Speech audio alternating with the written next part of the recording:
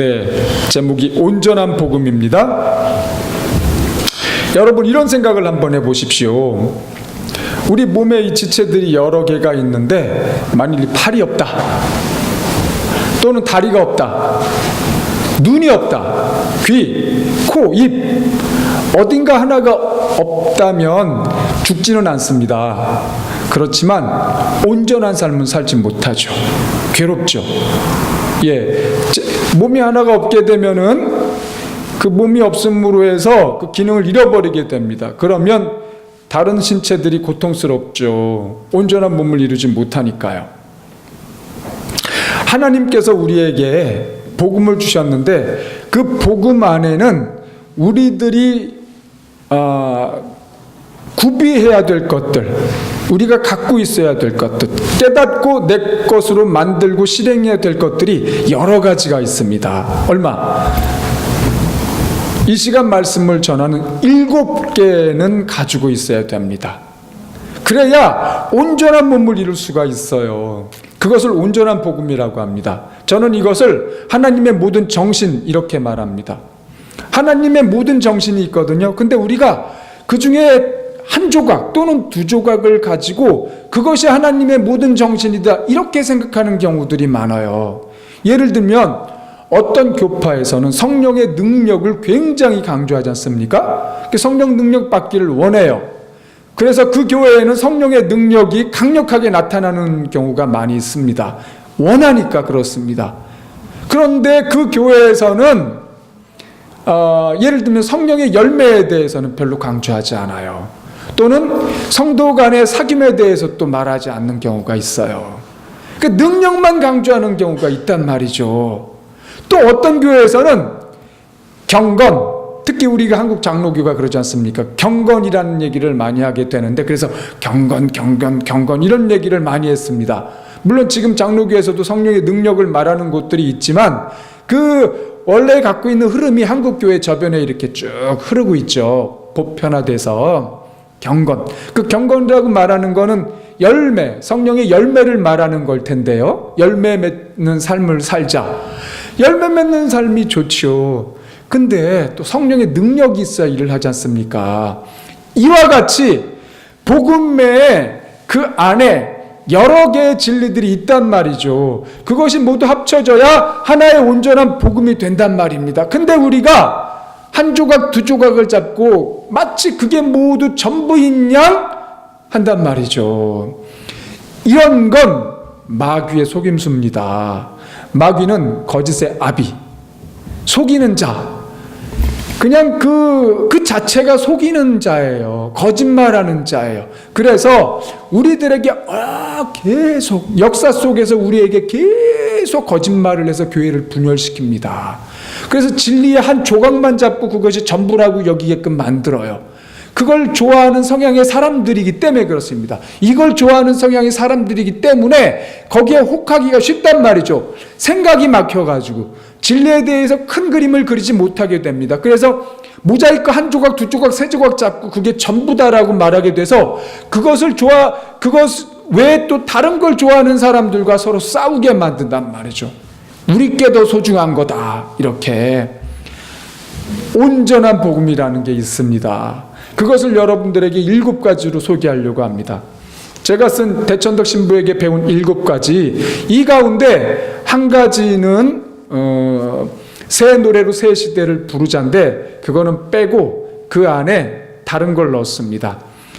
제가 새 노래로 새 시대를 부르자라고 한 거는 이것이 이 복음 안에 물론 안 들어가는 건 아니지만 지금 우리에게 긴급하게 필요하다고 생각이 돼서 넣은 겁니다. 자, 그 7가지를 여러분들에게 간략하게 말씀을 드릴 거예요. 그래서 지금 이 시간은 제가 이 자리에서 계속 전한 말씀들을 한번 일과라는 겁니다. 그래서 그것이 복음의 온전한 복음이라는 것을 여러분들 머리에 또 마음에 이렇게 깊이 담으시기를 바라는 마음으로 전하는 겁니다.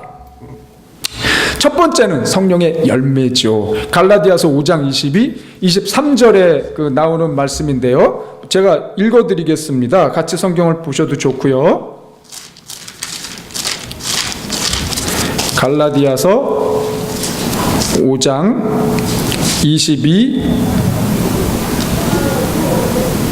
2절에서 23절. 그러나 성령님이 지배하는 생활에는 사랑과 기쁨과 평안과 인내와 친절과 선과 신실함과 온유와 절제의 열매가 맺힙니다. 이런 것을 막을 율법은 없는 것입니다. 네, 성령님을 따라 살면 이러한 9가지 열매가 열립니다. 이 열매가 우리 안에 열려야 온전한 그리스도인이라고 우리가 인정할 수가 있습니다. 그리스도인인데 이런 열매, 사랑이라 화평 오래참 자비 양선 충성 온유 절제가 열리지 않으면 이분을 온전한 그리스도인이라고 우리가 말하기가 너무 어려워요. 성령님을 따르는 사람에게 이런 열매가 열리는 겁니다. 예수님을 구세주로 영접했다고 말은 하는데 이런 열매가 열리지 않는 사람, 자기 마음대로 행하는 사람이죠. 그러니까 성령님과 진리를 따르지 않고 자기 마음대로 행하는 사람은 이런 열매들이 열리지 않게 되면서 우리가 그분을 그리스도인이라고 말하기가 너무 어렵게 돼버린단 말이죠. 우리는 진리와 성령님을 따르는 사람이다. 그러므로 우리 안에 매일매일 성령님의 열매가 맺힌다. 진리와 성령님을 따름으로 상처받고 고통당하는 사람도 이 내면이 회복이 돼요. 우리 안에 그 내주하시는 성령님이 계시지 않습니까? 그래서 우리가 성령님을 따르려고 하면, 진리를 실행하려고 하면 그 성령님께서 활동하시게 되면서 상처받고 고통이 가득 찬 그런 사람도 회복이 된다니까요. 회복이 돼서 열매 맺는 사람이 돼요. 열매 맺는 사람이. 근데 자기 마음대로 행하는 사람, 자기 주장, 계획, 고집, 의지대로 행하는 사람은 이런 열매 맺지 못한다. 이런 열매를 맺지 못하면 큰일 납니다. 그런 사람은 육체의 일을 행하는 사람이 되는 겁니다. 그 성령님이 아닌 건 곧 육체입니다. 육체의 일. 그런 사람은 하나님의 나라에 들어가지 못한다. 지금 갈라디아서가 지금 우리가 읽은 그 바로 윗절 말씀에서 이걸 강력하게 말해요. 그 육체의 일과 성령의 그 열매를 대비시키는 말씀으로 지금 전하고 있는 거거든요. 성령님의 열매를 맺는 사람들이 되어야 된다. 네, 이것을 첫 번째 기본으로 여러분들 마음에 삼으십시오. 진리와 성령님을 따른다. 그 다음에 두 번째, 열매가 열립니다. 좋은 사람이 돼갑니다. 사람들이 나를 좋아합니다. 이런 열매들이 나타나므로, 자, 그렇다면 능력이 또 있어야 일을 하지 않습니까? 그죠? 열매와 능력은 다른 겁니다. 열매는 진리와 성령님을 따르는 가운데 맺히는 거고, 능력은 구하면 성령님께서 주십니다. 그걸 우리가 흔히 성령 세례라고 말하지 않습니까? 성령 세례. 그 성령 세례를 통해서 은사가 우리에게 임하게 되고 그 은사를 우리에게 장착을 했지 않습니까? 그리고 필요할 때마다 그 은사가 있으니까 성령님 능력을 부어주십시오. 그러면 그 은사가 채워지는 겁니다. 빵 채워져요. 그러면 그거 가지고 일을 하는 겁니다. 일을 하고 그 일을 하고 나서 은사가 이제 쭉 이렇게 그 능력이 이렇게 쭉 빠져나가요. 그리고 나면 또 다음에 일할 때 또 그 은사를 채워달라고 하면은 능력이 또 그 은사에 쭉 채워집니다. 그러면 그거 가지고 또 일하는 거예요. 저도 그렇게 하고 수많은 사람들이 그렇게 하고 대신부님도 그렇게 하셨습니다. 필요할 때마다 능력을 부어달라고 하면 능력을 주신다. 능력은 마치 기계 같은 겁니다. 기계 없어도 우리가 삽 가지고 땅 팔 수 있지요. 땅 팔 수 있죠. 근데 얼마나 팔 수 있겠습니까? 포크레인이 와서 한 삽만 딱 뜨면 내가 반나절 일한 거, 그죠? 내가 반나절 일한 거 한 삽에 해결해요. 두 삽이면은 내가 하루 종일 일한 거 해결하고, 내가 한 3일째 일하면은 지쳐가지고 저는 못할 텐데, 포크레인은 일주일에 5일 일하고 기사 쉬고, 또 그 다음 주 5일 일하고 기사 쉬고, 얼마든지 일하고 야근도 하지 않습니까? 그리고도 기계는 지치지 않아요. 능력이라는 게 그런 겁니다. 능력이 있어야 그런 기계 같은 효과가 나는 겁니다. 사람의 힘으로는 소진이 돼요. 그래서 성령님께서 능력을 주시는 겁니다. 이 능력이 있어야 초자연 능력이 나타나서 악한 영들과 싸울 수도 있습니다. 기도를 통해서 악한 영들과 싸울 수 있는 건 초자연 능력을 받은 사람이 강력하게 싸울 수가 있는 겁니다.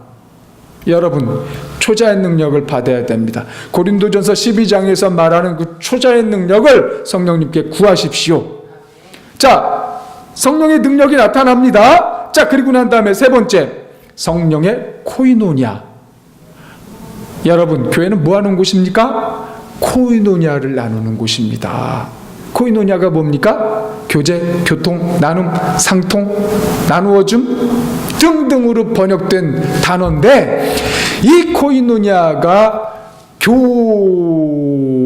기본 원리예요. 우리는 하나님과 코이노냐 하기로 부름을 받은 사람들이에요. 하나님과 우리가 원래 아담 창조하셨을 때 하나님과 교제를 나눴지 않습니까? 그죠? 아무런 문제가 없었어요. 죄로 근데 이 관계가 깨져버렸지 않습니까? 하나님과 멀어졌어요. 예수님께서 오셔서 하나님과의 사이에 다리를 놓으셨지 않습니까? 그래서 어떻게 됐습니까? 우리가 하나님과 교제하게 됐지 않습니까? 예수님을 통해서 하나님께 나아갈 수가 있게 됐어요. 아버지라고 부를 수 있게 됐습니다. 교제 나누는 거예요. 교제 나누는 거. 그렇게 우리가 하나님과 교제를 나누는 가운데 우리 옆에 있는 지체들과도 교제를 나누는, 사귐을 나누는 겁니다. 사귐을 함께하고 나누고 돕고 도와주고 내 이웃을 내 몸같이 사랑하라는 그 말씀이 실제로 실행된 것이 코이노니아입니다. 실제로 실행된 모습이 코이노니아예요. 대신부님은 이렇게 표현합니다. 대신부님이 중국에서 태어나셨지 않습니까? 중국 만두를 좋아하세요. 우리 예수원에서도 만두 드시기를 좋아하셨는데, 만두의 이 뭡니까? 껍질? 예, 갑자기 이름 생각이 안 나지만, 피. 예, 만두피가 이렇게 있는데, 만두 속 여러 가지가 들어가잖아요. 고기도 들어가고, 뭐 들어가면 당근도 들어가고, 각종 채소들이 들어가는데, 그게 이제 이렇게, 다져가지고 이렇게 넣는데, 그 피가 없으면 어떻게 됩니까? 터져버려. 피가 터져버리면 어떻게 만두의 역할을 제대로 못하잖아요. 먹기도 우리가 거북하게 되고, 반드시 이 피가 잘 싸고 있어야 우리가 먹기가 좋은 만두가 되는데, 코이노냐라는 게 바로 그 만두피다. 교회라는 곳이 예배도 드리고 가르침도 받고 구제도 하고 전도도 하고 등등 여러 가지를 하는데, 그 모든 것들이 코이노냐라는 성도의 교제가 이렇게 잘 쌓여져 있지 않으면 터져버려서 역할을 제대로 못한다. 아니, 그게 사실이죠. 성도들이 서로 사이가 나쁘면 어떻게 전도를 할 수가 있으며 어떻게 예배를 같이 드릴 수가 있겠어요. 사이가 나쁘면 서로 같이 있기도 거북하고 눈만 마주쳐도 신경질이 나고 그러지 않습니까? 어떻게 같이 지낼 수가 있습니까? 서로 아껴주고 나누어주고, 그럴 때 온전한 교회가 이루어져서 전도도 구제도 예배도 가르침 받고 나눌 때도 모든 것들이 다 잘 되는 겁니다. 가화만사성, 가회만사성, 똑같은 말이죠. 예, 똑같이 적용이 됩니다. 그 코이노냐는 내 주머니에 있는 것까지 나눠주는 것이 진정한 코이노니아다. 사도행전에 성령님이 오시자 이 사람들이 누가 말하지도 않고 요청도 안 했는데 자기 재산을 팔아가지고 가난한 자기 교인들에게 나눠주지 않습니까? 바나바도 그렇게 했죠. 바나바도 자기의 그 재산을 팔아서 사도들에게 갖다 주었습니다.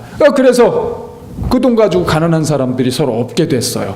아주 좋은 코이노니아가 일어났습니다. 만일 김 집사 부자예요. 박 집사 가난해요. 우리 같은 한 교회에서 이렇게 예배 드리고 같이 지내는데, 박 집사 이 가난한 사람이 비정규직으로 계속 살아왔는데 근근히 20년 동안을 지금 그 최근에 실직했어요. 그래서 같이 이제 교회에서 예배드리고 차 한잔 마시면서 김 집사가 그걸 알고 아유 괜찮아 우리 기도해 줄게 하나님께서 새 직장을 주실 거야 그래 이러면서 그런 얘기를 나누고 이제 헤어졌다고 생각을 해보지 않습니까? 그러면은 박 집사가 집에서 하나님 일자리 주십시오. 애들은 지금 이제 막 커나가고 있는데 이거 어떡합니까? 계속 돈이 들어가야 되는데 지금 근근히 사느라고 벌어놓은 돈도 없습니다. 이거 어떡합니까? 당장 돈 달라고 하는데 어떡합니까? 근데 김 집사가 이 집 사정을 알아요. 근데 걱정하지 마. 하나님께서 도와주실 거야. 나도 기도해 줄게. 그리고 말만 하고 간단 말이에요. 그리고 그 다음 일주일 동안 지냈다가 또 그 다음 주에 와가지고 이렇게 보고서는 쓱 보고 말도 안 붙이고 피해 간다면 그게 어떻게 온전한 교회가 되겠습니까? 그 박 집사 마음에 어떤 생각이 들겠어요? 어떤 마음이 들겠습니까? 그죠? 서로 마음을 하나로 같이 할 수가 없지요. 아주 괴로운 사람이 이렇게 있는데 말만 해주고 아무런 것도 해주지 않는다면 어떻게 우리가 같이 하나가 될 수가 있겠습니까? 이 김 집사가 박 집사한테 몰래 누군가를 통해서 교회를 통해서 이렇게 박 집사가 어렵게 됐는데 이 돈을 좀 전해 주십시오. 제가 줬다고는 하지 마시고요. 그렇게 해가지고 가서 그 목사님이나 장로님한테 해서 돈을 주면은 그분들이 이 박 집사한테 누군가가 이거를 우리 박 집사 어렵다고 일단 쓰라고 그 헌금해 주셨네. 그래서 주면은 감사합니다. 그래서 이 사람이 위안을 얻고 다시 한번 또 하나님께 나아갈 수 있는 소망을 얻고 우리 교회에 이런 분들이 있구나, 나를 도와주는 분들이 있구나, 누군진 모르지만 고맙다 참, 이런 마음을 갖게 되지 않습니까? 그래서 서로를 지켜주는 거예요. 하나가 되는 거예요. 하나가. 근데 이분을 계속 이렇게 놔두면 혼자 괴로워하면서 마음의 상처를 받고 아무도 나를 도와주지 않는구나, 괴로움 가운데의 마음에 점점 어두워져 간단 말이죠. 이러면 교회에 큰 문제가 일어나는 거예요. 이래서는 안 되는 겁니다. 내가 가지고 있는 돈을 가난한 우리 형제 자매들에게 나눌 수 있어야 됩니다. 돈이라는 게 그렇게 쓰라고 하나님께서 주시는 거예요. 네, 나에게 좀 쓰고 헌금 내고 그 다음에 다른 사람을 위해서 돈 쓰는 거예요. 돈은 그렇게 쓰라고 하나님께서 주시는 겁니다. 나한테만 갖고 있으면 썩는다. 하나님께 올라가서 나중에 아무런 받을 게 없다. 써야, 나눠줘야, 흘려보내야 나중에 내가 하나님께 받을 게 있다. 이건 명백한 사실이에요. 코이노냐가 이루어져야 합니다. 코이노냐. 그리고 이 코이노냐는 교파와 교파를 인정하는 겁니다. 교단과 교단을 우리가 서로 인정해 줘야 돼요. 교회가 교회를 인정해 줘야 돼요. 옆에 있는 교인을 우리가 서로 인정해 줘야 돼요. 우리 한국 교인들이 굉장히 편협함이 많아요. 그 목사님들이 그렇게 가르쳤기 때문에 우리들이 그렇게 배웠어요. 다른 교파, 다른 교단에 대해서 그들을 존중해 줘야 됩니다. 그래야 내 교파, 내 교단도, 내 교회도 존중을 받게 돼요. 그렇지 않습니까? 그들도 하나님의 은혜를 받는 사람들이에요. 그들도 하나님께 은혜를 받은 경험이 있고 신앙이 있어요. 전통이 있고요. 근데 그거를 인정하지 않으면 하나가 될 길이 없는 거예요. 하나가 될 길이 없는 거예요. 저분들이 나를 인정하지 않고 내가 저분들을 인정하지 않으면 어떻게 우리가 하나가 되겠습니까? 그렇죠? 서로 사도신경을 고백하는 사람들이라면 그 사람들은 이단이 아니고 하나님의 자녀예요. 그러므로 우리는 형제로 서로를 인정할 수 있어야 됩니다. 사도신경을 고백하면 그 안에서 교제 나눌 수가 있습니다. 그게 코이노니아가 되는 겁니다. 하나가 되는 겁니다. 하나 되는 게 한국교회에서 그 정신이 너무 약해요. 너무 약해요. 교회가 깨지는 곳이 어떻게 깨지나 이렇게 보면은 제일 많이 깨지는 경우가 원로 목사님이 있어요. 이제 새로 이제 담임 목사님이 오셨어요. 근데 원로 목사님이 있고 담임 목사님이 있는데 어떻게 하다 보니까 원로 목사파와 담임 목사파로 나뉘어져요, 교인이. 그래서 싸우게 돼요. 그래서 교회가 두루 갈라지는 경우가 있고, 그 다음에 담임 목사님이 있는데 부목사님이 있어요. 담임 목사님 따르는 성도들이 있고 부목사님 따르는 성도들이 있어. 그래서 갈라지는 경우들이 있단 말이죠. 교회는 그렇게 갈라지는 교회가 아니에요. 교회는 우리는 어떻게든 하나가 되려고 했어요. 하나가 되려고 해야 됩니다. 하나가. 갈라져서는 안 됩니다. 여러분, 갈라지는 곳에 서지 마세요. 갈라지는 곳에 서지 마십시오. 하나가 되려고 하는 곳에 서십시오. 그분이 진짜입니다. 그분이 올바른 신앙을 가지고 있는 사람이에요. 그 하나가 자기가 죽을지라도 하나가 되겠다는 마음을 갖는 분 줄에 서십시오. 만약에 줄을 서야 된다면. 갈라져야 된다라고 말하는 사람에게는 줄을 서지 마세요. 그건 올바른 것이 아닙니다. 본인이 죽을지라도, 죽을 것 같을지라도 나는 하나가 되도록 힘을 쓰겠습니다. 차라리 내가 죽겠습니다. 갈라진다면. 그렇게 말하는 분 앞에 서십시오. 여러분, 하나가 되려고 애를 써야 됩니다. 성령의 코이노니아를 이루어야 된다. 한국교회가 이게 너무나 약해요. 자, 지금 세 가지를 말씀드렸습니다. 성령의 열매를 맺어야 되고, 그 다음에 성령의 능력이 또 있어야 일을 하고, 그 다음에 코이노니아가 이루어져야 된다. 코이노니아가. 이 코이노니아, 내 것을 나눠주는 마음은 성령의 9가지 열매 가운데에 양선이라는 열매가 있는데, 그것이 내 것을 나눠주기를 즐겨하는 마음이에요. 양선이. 바나바가 양선, 착한 사람이라고 하지 않습니까? 사도행전에서. 그것이 양선이에요. 그러니까 그 사람이 그런 양선의 열매가 있는 사람이기 때문에 자기 것을 나눌 수 있는 마음이 있던 겁니다. 그래서 성령의 진리와 성령님을 따르지 않으면 이런 코이노니아가 나타나질 않아요. 자기 것을 주고 싶은 마음이 안 생깁니다. 그래서 첫 출발은 성령님을 따르는 겁니다. 내 안에 계신 내주하신 성령님을 따르는 겁니다. 진리를 따르는 겁니다. 그렇게 해야 성령의 코이노니아를 이룰 수 있다. 이 코이노니아가 이루어져야 교회의 진정한 맛이 나는 겁니다. 우리가 공동체를 하려고 하는 것도 그 공동체가, 생활 공동체가 성령의 코이노니아가 가장 잘 일어날 수 있는 모습이기 때문에 그런 거거든요. 어떻게 해야 코이노니아가 일어나느냐? 어떻게 해야 하나님의 나라의 그 맛을 이 땅에서 볼 수가 있느냐? 코이노니아가 이루어지면, 그것이 천국의 맛입니다. 그 다음에 네 번째, 공평과 정의죠.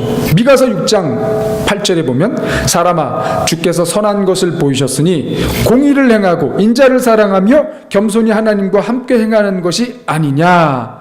공의를 행하고 공평을 행하고 그 다음에 인자, 자비를 실행하고 그 다음에야 겸손히 하나님과 함께 행하라.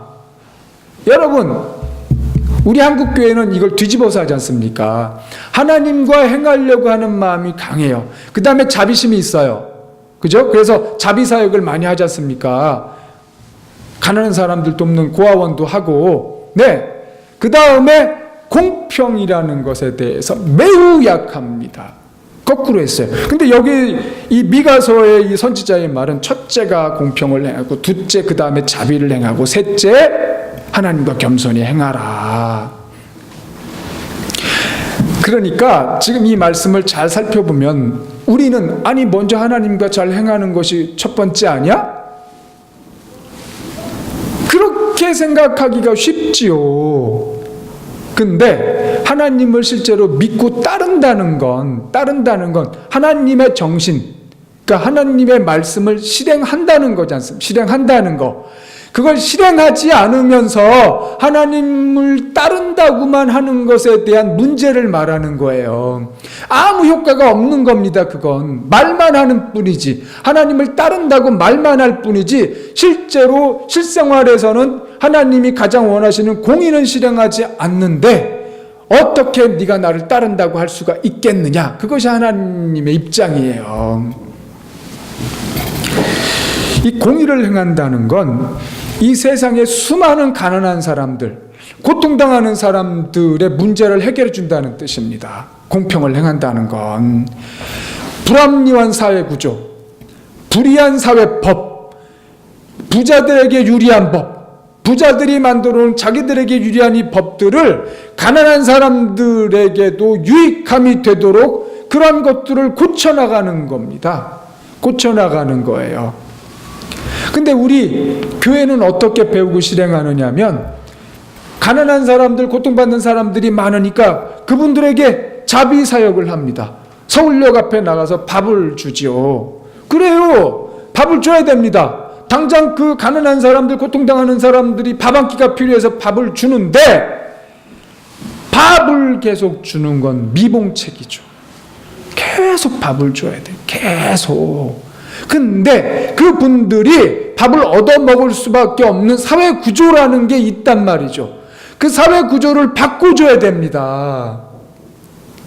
인도에서 마더 테레사가 그 가난한 사람들이 너무 많아요. 길거리에서 널브러져 가지고 사는 사람들, 치료도 못 받고 있는 사람들, 그 사람들 데려다가 치료해주고 입히고 먹이고 자비사역을 너무나 잘해서 사람들이 성인이다 그렇게 말합니다. 세인트, 성인이다. 맞습니다. 성인이죠. 좋은 일을 평생 하셨어요. 우리가 그분을 기려야 됩니다. 그런데 그 사람들이 거기에 나와야 되는 근본 원인이 있어요. 그 가난한 사람들, 정신에 문제가 있고 사회 구조에 문제가 있는 사람들, 인습에 묶여 있는 사람들, 어둠에 묶여 있는 사람들, 또 그 사회 제도에 묶여 있는 사람들, 그런 것들을 해결해 줘야 된다니까요. 그러면 마더 테레사 할 일이 줄어들어요. 서울역에서 밥 먹으러 오는 사람이 줄어들어요. 근본을 해결을 해야 되는데 근본 해결하지 않으니까 계속 자비사역이 됩니다. 계속 자비사역을 해야 됩니다. 그러면 자비사역하는 사람들이 일어나니까 그분들을 보고 사람들이 박수 친다니까. 착한 일 한다. 착한 일이죠. 근데 그분들의 근본 문제를 해결해 주려고 사회의 제도나 어떤 문제들을, 근본 문제를 해결해 주려고 하는 사람들한테는 비난이 쏟아져요. 정치색을 입히고. 희한하죠? 그죠? 희한합니다. 생각을 잘 해보십시오. 밀봉책을 행하는 사람들한테는 박수 쳐주고 잘했다고 칭찬해주고 성인이다라고 합니다. 헌금도 거기 주고. 근데 사회의 근본 문제, 그들의 그 근본 문제를 해결해 주려고 하는 사람들한테는 정치색을 입힌다든지 뭔가 하여튼 비난을 한단 말이죠. 그래서 이 공평을 구하지 못하게 만들어요. 그래서 교회로부터 공평을 떨어뜨려 놔요. 이것도 마귀의 짓입니다. 거짓의 아비가 하는 짓. 거짓말을 자꾸 해가지고 우리가 공평으로부터 멀어지게 만드는 거예요.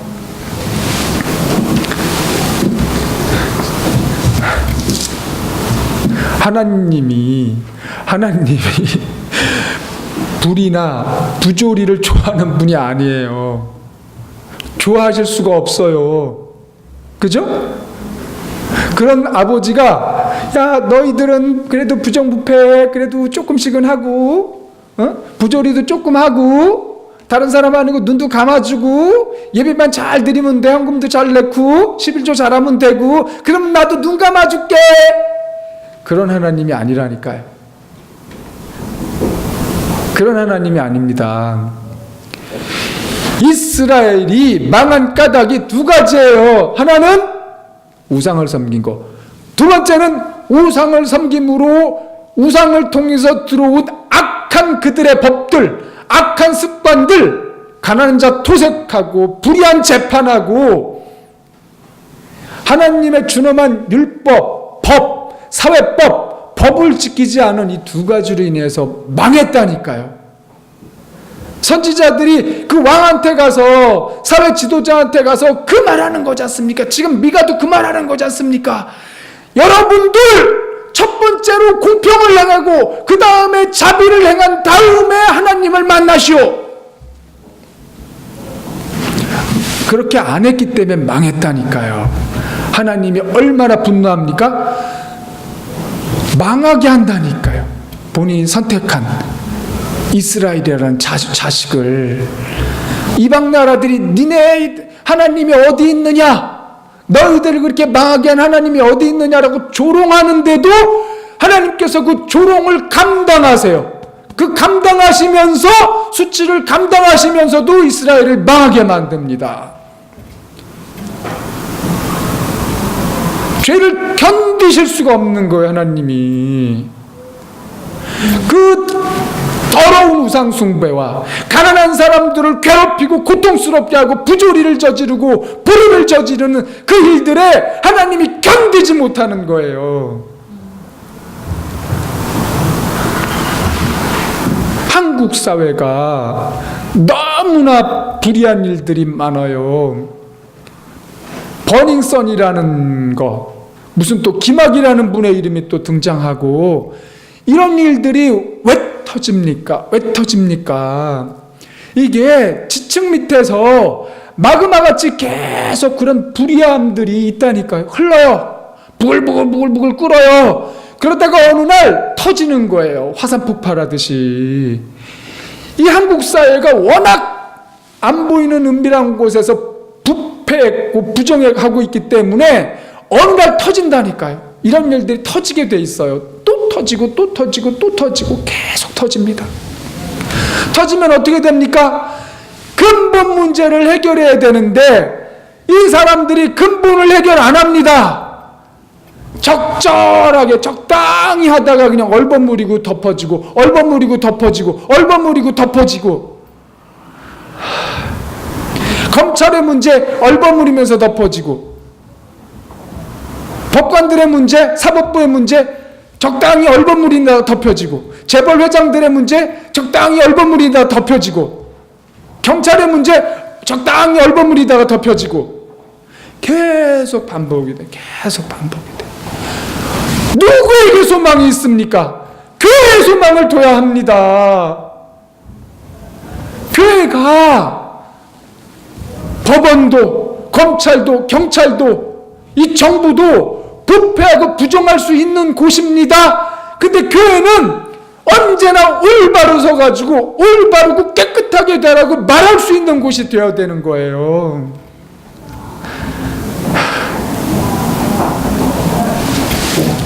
한국 교회가 이 공평에 대해서 너무 약합니다. 너무 약해졌어요. 그냥 너무 좋은 세월을 살고 있나 봐요. 다 좋은가 봐요. 교회가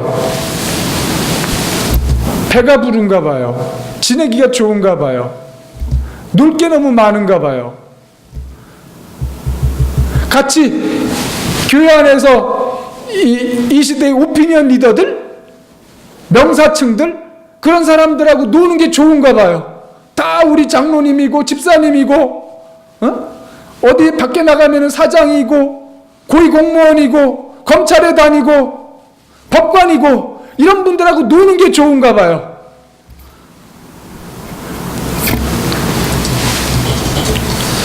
사람아, 주께서 선한 것을 보이셨으니 첫째 공평을 구하고 두 번째 자비를 행하고 그 다음에 겸손히 하나님을 따르라. 그 다음에 다섯 번째, 대도해야 됩니다. 대도. 우리가 기도하는 것의 습관이 너무 잘못 들었어요. 기도는 뭐냐? 내 문제 해결하는 거. 기도는 뭐냐? 우리 가족 문제 해결하는 거. 기도는 뭐냐? 그 다음에 조금 우리 교회 문제 해결하는 데 쓰는 거. 이 정도로 생각을 한단 말이죠. 아닙니다. 기도는 뭐냐? 하나님의 뜻을 이 땅에 이루도록 하는 거예요. 하나님의 뜻을 이 땅에 이루도록 하는 게 기도입니다. 하나님의 뜻이 이루어지도록 내가 그 하나님의 일부분을 맡아서 기도하는 겁니다. 그게 다른 사람들을 위해서 기도하는 거, 다른 교회를 위해서 기도하는 거, 세상의 여러 문제들을 놓고 기도하는 거. 이 버닝썬과 같은 부정부패가 이 한국에서 끊어지도록 기도하는 것, 교회들이 눈을 뜨고 깨끗하게 되어서 올바른 말을 할 수 있도록 기도하는 것, 저 가난하고 고통당하는 사람들, 캄보디아에서 하루 종일 돌을 깨면서 1,000원을 벌고 그걸 대대로 이어서 해야 되는 그런 가난한 아이들이 그 칠국에서 사슬을 끊고 올바른 사람들이 되도록 건강한 삶을 살 수 있도록 해주도록 기도하는 것이 기도입니다. 내 문제를 해결하려고 한단 말이죠. 이것도 마귀의 속임수예요. 하나님께서 그런 것들을 위해 기도하면 우리의 문제 저절로 해결해 주세요. 저절로 해결해 주세요. 내나 우리 가정 위해서 기도할 건 조금밖에 없어요. 근데 우리가 반대로 한단 말이죠. 반대로. 이거는 마귀의 속임이라니까요. 하나님이 겨우 기도를 내 문제 해결하라고 주셨어요? 아니에요. 기도는 그렇게 작은 게 아니고 편협한 게 아니에요. 하나님께서 이 땅에 하고 싶은 일이 너무나 많으신 거예요. 이미 다 이루어 놓으셨어요. 하늘에서 이루어진 것 같이. 근데 그걸 이 땅에 이루어야 되는데 그걸 어떻게 우리가 기도로 그걸 당겨와야 되는 겁니다. 믿음을 실은 기도로 당겨와야 되는 겁니다. 하나님께서 그것을 이 땅에 실행하시도록 기도를 올려드려야 돼요. 하나님이 우리의 기도를 들으시고 일하시는 분이에요. 우리의 기도가 하나님의 일의 재료라니까요. 18세기에 영국에서 노예제 폐지시킨 사람들이 있지 않습니까? 윌리엄 윌버포스와 그 하원의원이죠. 그리고 그 친구들, 이분들이 그 친구들과 함께 윌리엄 윌버포스가 하루에 3시간을 중보기도, 대도를 하면서 어떻게 정치 전략을 짤 것인가, 또 어떻게 활동을 할 것인가를 논의했대. 3시간 기도를 하고요. 이 당시에 노예제는 그냥 흘러오는 역사예요. 오랜 세월. 그게 엄청난 기득권이자 이익이지 않습니까? 노예제라는 게 재산이에요. 그 누군들 그 노예제를 해제하고 싶겠습니까? 그 재산인데, 땅과 같은 재산이지 않습니까? 그러니 이 윌리엄 밀버포스라는 사람과 친구들이 엄청난 그 현실 세계의 견고한 진과 싸움을 시작했는데 어떻게? 기도로 하루 3시간 거기서 하나님으로부터 힘을 얻고 지혜를 받는 거예요. 힘을 얻고 지혜를 받는 거예요. 나아갈 길을 하나님께서 가르쳐 주시는 대로 가는 거예요. 그걸 서로 간에 의논하고 찾아가는 겁니다. 그렇게 해서 결국은 윌버포스가 죽고 며칠 있다 하원에서 통과가 됐어요. 노예제 폐지가 됐습니다. 우리는 노예제 폐지한 게 너무 쉬운 말로 지금 이제 세월이 지나서 할 수밖에 없지만 이분들에게는 당대의 가장 강력한 견고한 진이었단 말이죠. 그걸 깼어요. 기도로. 그러니 지금 우리가 처한, 교회가 처한 이 강고한 현실, 이 강고한 사회 현실을 어떻게 변화시킬 수가 있습니까? 하나님의 뜻이, 하나님의 아름다운 마음이 어떻게 이 한국 사회에 또 전 세계에 이루어지도록 할 수가 있겠습니까? 대도하는 겁니다. 대도하는 겁니다. 기도하면서, 기도하고 난 다음에 하나님의 길을 따라가고 함께 가고, 또 기도하고 함께 가고, 또 기도하고 함께 하고. 이게 노예제라는 거 하나만 봐도 그 노예제를 뒤에서 잡고 있는, 견고한 진을 잡고 있는 악한 영들이 있다니까요. 사람을 사람답지 못하게 만드는, 사람을 노예로 잡아서 그 사람의 영혼을 착취하는, 그 영혼을 묶어버리는, 파괴시키는 그런 악한 영들이 있고, 그 다음에 그 노예들을 자기 노예로 부리게 만드는 그 사람들 또한 견고한 진에 묶여 있는 거예요.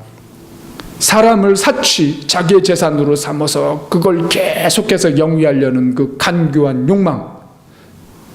그러니까 다 그 사회라는 게 악한 영의 묶여 있는 그런 상태였단 말이죠.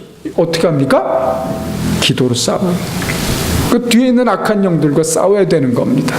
악한 영들을 이겨야 현실에서 하와를 통과하는 거예요. 근데 어떤 사람들은 기도 안 하고 정치력, 자기 능력 가지고 나가서 그걸 올바르게 해보겠다고 합니다. 그런 사람들이 있어요. 그리스도인들 가운데에도. 근데 그런 사람들 열매가 약하거나 또는 문제가 새로이 발생이 돼요. 내 힘으로 하면은 안 됩니다. 기도를 통해서 하나님의 도움을 받아서, 초자연 능력을 받아서 악한 영들과 싸우면서 현실에서는 지혜롭게 코이노냐 친구들과 연합해가면서 어떻게 그렇게 할 수가 있습니까? 기도로. 기도가 약한 게 아니에요. 기도하고 움직여야 됩니다. 여러분, 하나님이 주신 우리에게 기도하게 하신 이 기능, 이 은혜를 내 이웃을 위해서 쓰십시오. 하나님을 위해서 쓰십시오. 하나님을 위해서. 하나님을 위해서 쓰십시오. 나만 쓰기에는 기도라는 무기가 너무나 강력한 거예요. 기도라는 복이 너무 큰 거예요. 제가 오늘 여기서 기도를 하는데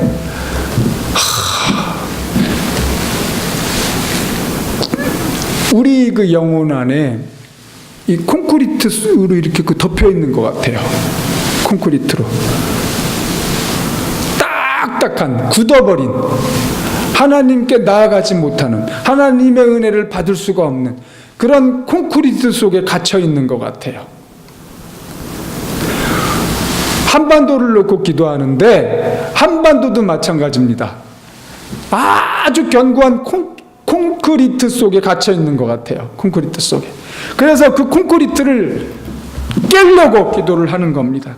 나의 콘크리트를 깨려고. 이 한반도의 그 콘크리트를 깨려고. 그게 깨져야 하나님의 은혜가 오시지 않습니까? 내가 하나님께 나아가지도 못하고 하나님의 은혜도 막혀가지고 오지 못하고. 그게 나의 죄 때문이거든요. 우리의 죄 때문이거든요. 견고한 그 못에 갇혀 있는 거예요. 그래서 제가 기도했습니다.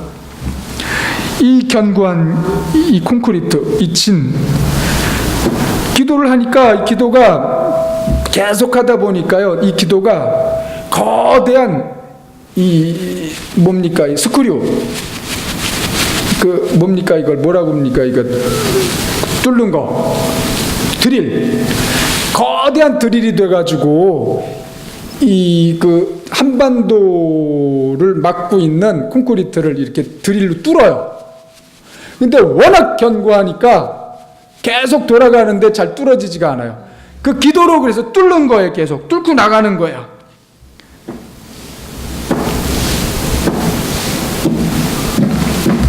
나도 뚫고. 여러분, 닭이 알을 낳으면은 이제 자기가 품지 않습니까? 이렇게 품다가 어느 시간이 되면 부화가 된 그 병아리가 속에서 그 연약한 부리로 껍질을 안에서 톡톡톡톡톡 두드리면서 깨고 나오려고 합니다. 그때 그 소리를 들은 암탉이 바깥에서 그 지점을 같이 깨요. 자기 부리로. 이걸 줄탁동시라고 그럽니다. 줄탁동시. 그 안에서 새끼가 두드려서 깨고 바깥에서 그걸 어미가 호응을 해서 같이 깨줘서 탁 깨지면서 병아리가 태어나는 겁니다. 우리가 지금 우리를 쌓고 있는 이 견고한 콘크리트 같은 진을 우리가 하나님 우리를 긍휼히 여겨주십시오, 불쌍히 여겨주십시오 하면서 깨려고 두드려야 돼요. 안에서 깨려고, 내 안에서, 내 안에서, 또 이 한반도를 둘러싼 그 안에서 깨주세요. 이런 간절한 외침, 절절한 절실한 그 기도를 통해서 하나님께서 위에서 어미닭처럼 깨주시면서 그때 비로소 대붕이 일어날 겁니다. 우리의 간절한 기도, 그것을 어떻게든 깨려고 외치는 비록 연약하지만 우리의 불이, 우리의 마음의 외침으로 그것을 깨려고 해야 됩니다. 그때 하나님께서 강력한 성령을 주셔서 우리의 이 견고한 콘크리트를 깨게 하시면서 오셔서 우리를 새롭게 회복시키실 거다. 지난번에 말씀드린 한국 교회 우리가 회개할 5가지 죄, 그 5가지 죄를 계속 회개하면서 나아가야 됩니다. 계속 회개하면서 그 회개하는 가운데 성령님께서 오실 거예요. 회개하는 가운데. 그 다음에 6번째, 하나님의 뜻과 참과 거짓 분별하기. 이것도 여러 번 말씀드린 건데요. 야고보서 1장 5절 8절에 누구든지 지혜를 구하면 주신다. 이 지혜는 어떤 지혜냐? 하나님의 뜻이 어디에 있는지를 알게 해주는 지혜다. 무엇을 선택할지를, 그 선택을 하나님께서 뭘 원하시는지를 알게 해주시는 지혜다. 내 뜻대로 하려고 하면 그 지혜를 받을 수가 없다. 네. 간단합니다. 우리의 일상생활에서 하나님께서 원하시는 뜻이 있어요. 근데 우리는 내 주장, 계획, 고집, 의지로 살아왔고 그것이 습관이 돼 있기 때문에 그냥 내 일상을 내가 선택하는 경우들이 많잖아요. 우리 그리스도인은 예수님을 내 구세주로 모신 사람이라니까요. 왕으로 모신 거예요. 그러면 내가 그분을 모셔야죠. 그분의 뜻을 들어야죠. 나 그분을 모셔놓고 내 뜻대로 하면 내가 왕이죠. 내가 주인이고. 우리는 그런 사람들이 아닙니다. 작은 것부터 물으세요. 그게 훈련이에요. 그러다 보면 작은 거는 그냥 순간 그냥 하나님과 함께 하나가 되면서 그냥 해결이 되고, 큰 것들만 중간 것들부터 이제 묻게 될 수 있어요.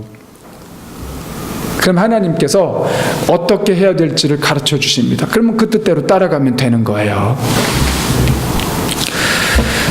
그 다음에 참과 거짓을 어떻게 분별할 수가 있을까? 요한복음 7장 17절 대신부님의 일생의 말씀.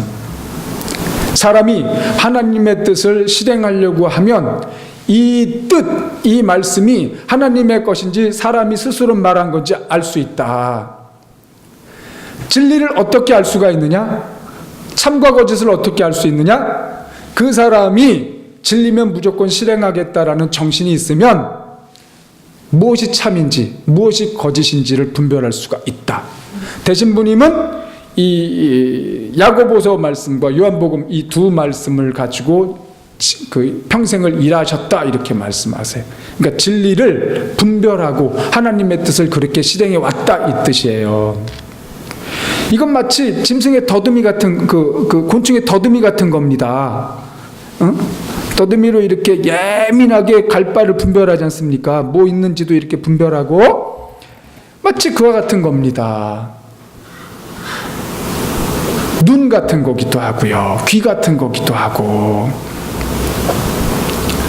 그러니까 이렇게 하기 위해서는, 이런 은혜를 우리가 누리기 위해서는 하나님의 뜻이면 무조건 실행하겠다.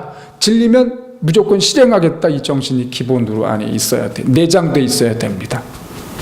이렇게 되지 않으면 헤맨다니까요. 고생합니다. 그냥 정글 같은 곳에서 헤매는 거예요. 인생이 고생으로 끝날 수 있어요. 자기 뜻대로 살면.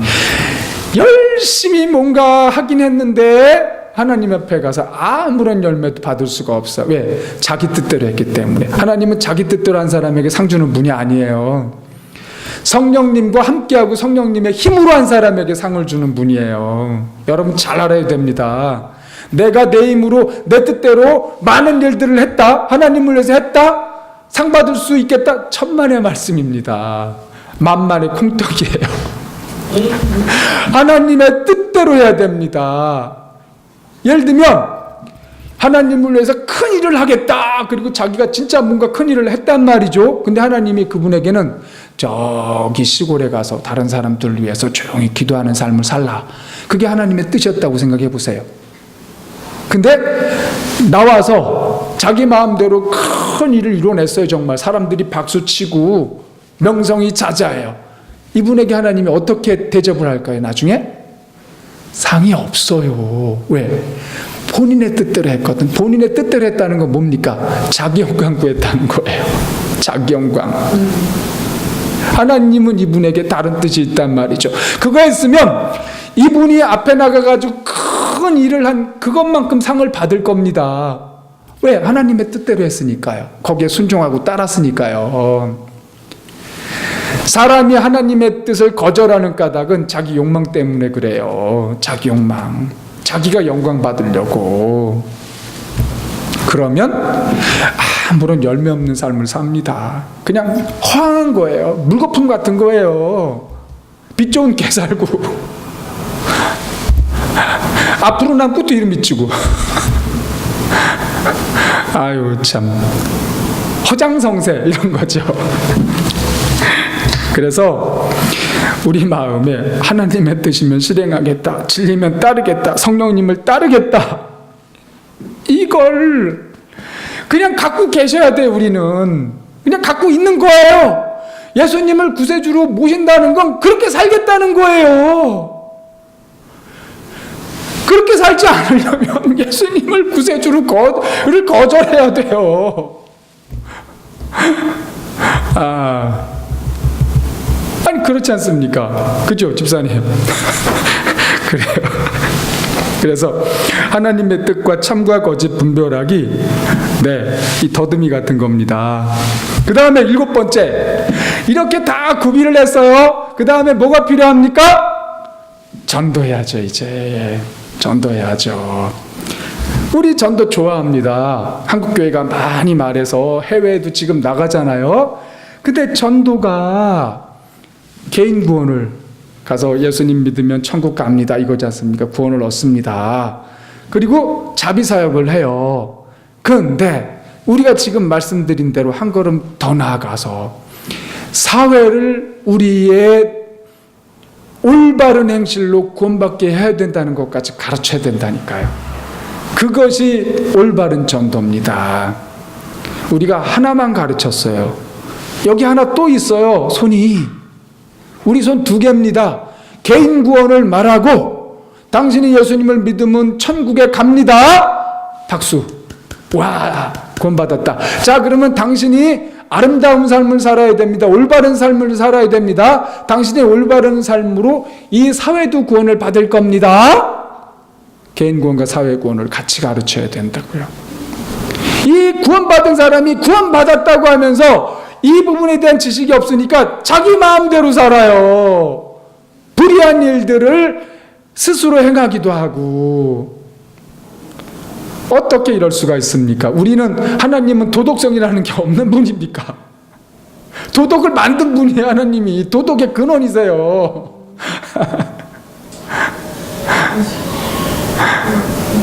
마귀가 불의의 근원, 하나님 공평의 근원, 정의의 근원, 도덕의 근원. 속이는 게 자꾸 우리가 속임을 당해요. 속임을 당해요.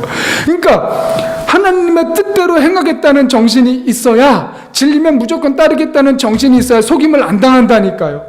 참과 거짓을 분별한다니까요. 근데 그러지 않고 사람이 하나님과 내 뜻 사이에서 계속 왔다 갔다 해요. 어느 날은 기분 좋으면 하나님의 뜻을 행하기도 하고, 어떤 날은 기분 나쁘면 내 뜻대로 하고, 오락가락 하느라고 야고보서의 지혜를 못 받아요. 진리도 내 마음에 들면 하는 거예요.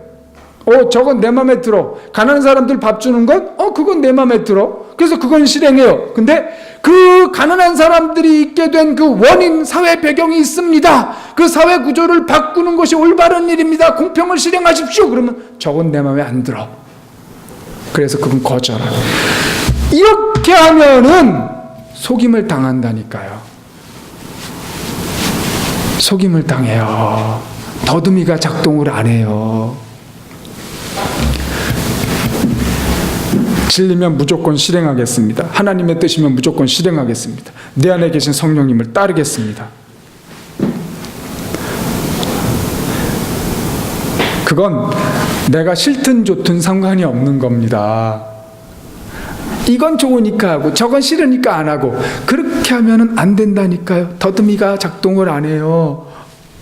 아무 데나 가서 벽에다 부딪히고 길도 잃고 그렇게 된 인생을 산다니까요. 아무 데나 가가지고 저건 옳은 말이야, 그런 말도 옳은 말로 받아들이게 되고, 옳은 말도 그런 말로 받아들이게 되고.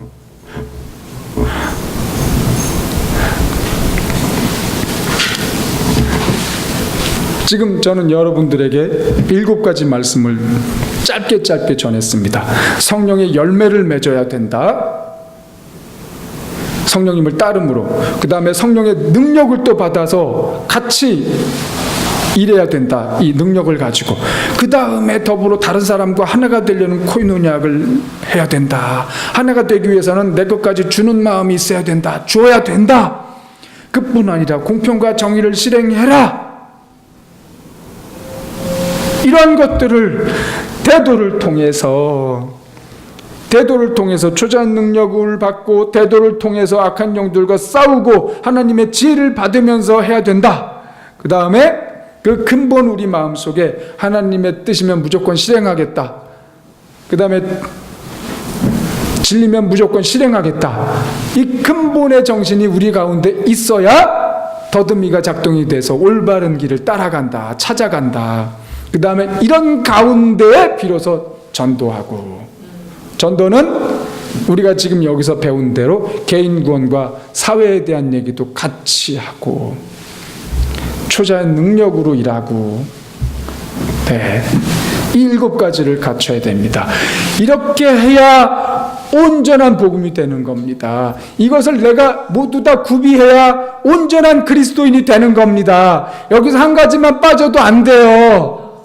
네, 처음에 말씀드린 대로 눈이 없거나 팔이 없거나 코가 없거나 그러면 어떻게 사람 노릇을 합니까? 죽지는 않지만 너무나 어렵지 않습니까?